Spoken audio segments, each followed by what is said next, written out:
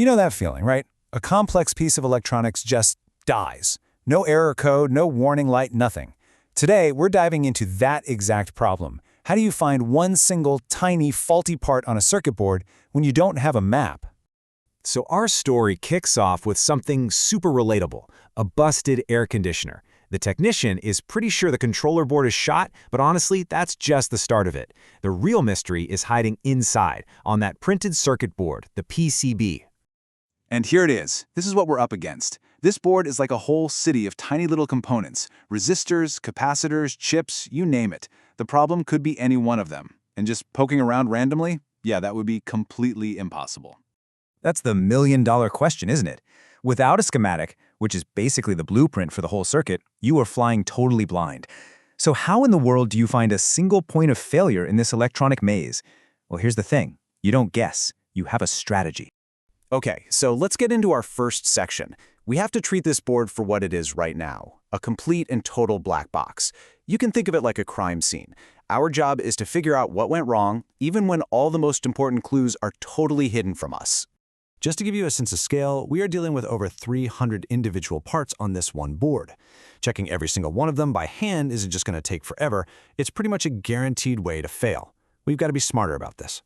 And this is exactly why it's a black box. The most important parts, the microcontroller, the brain of the operation, and the EEPROM chip that holds its memory, we can't test them. We don't have the code, the firmware that makes it all run. So trying to talk to the brain? That's off the table. We have to look somewhere else. So when you're staring at this many unknowns, an expert doesn't just start guessing. They don't panic. They come up with a clear, logical plan of attack. And that's our next move, building a strategy to tackle the unknown. The very first thing you do in any good investigation is figure out the rules of the game. You've got to separate what you can test from what you absolutely can't. We're not about to waste a bunch of time on the untestable stuff. We're going to focus on the suspects we can actually bring in for questioning. So here's the key. The approach is totally systematic. Think of it like a 4-step triage. First, you just use your eyes. Look for the obvious stuff, any burn marks, any broken connections. Then, you test the usual suspects, the parts that fail all the time. After that, you just methodically clear whole groups of components, narrowing that search down until the culprit literally has nowhere left to hide. All right, let's get into the investigation itself and see how this actually plays out. This is where patience and methodical testing become your absolute best friends. We're going to clear this board one group of suspects at a time. First on the list, resistors. Think of these guys as the traffic cops for electricity. There are dozens of them, and since certain types are kind of known for failing, it's a really good place to start the search.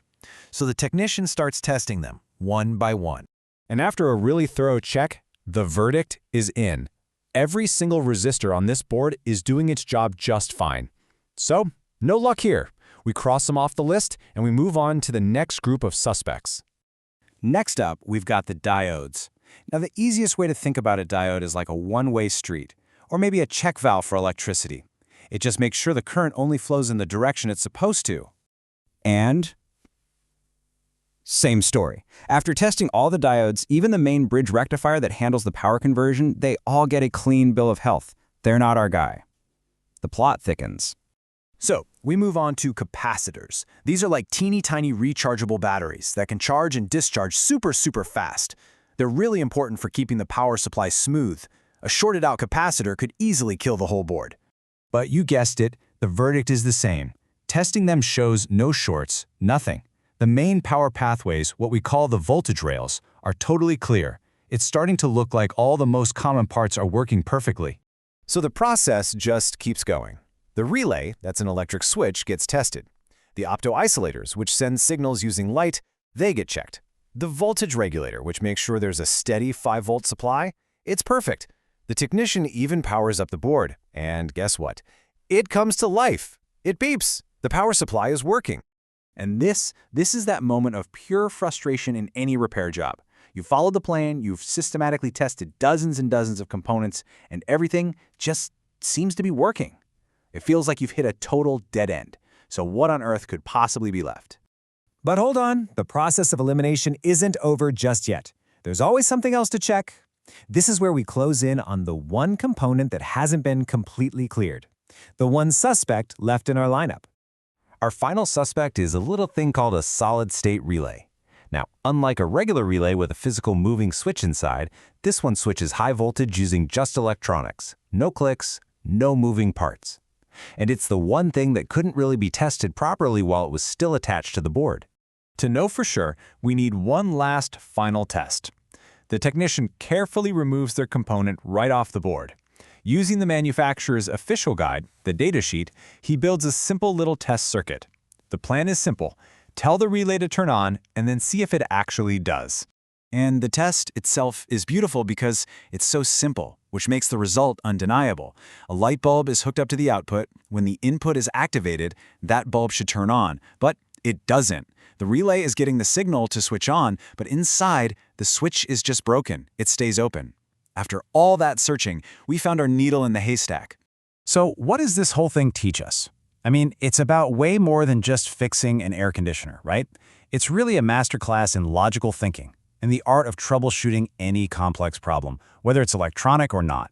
And in the end, it really comes down to this fantastic quote from the technician himself. It wasn't luck that found that broken part, not at all.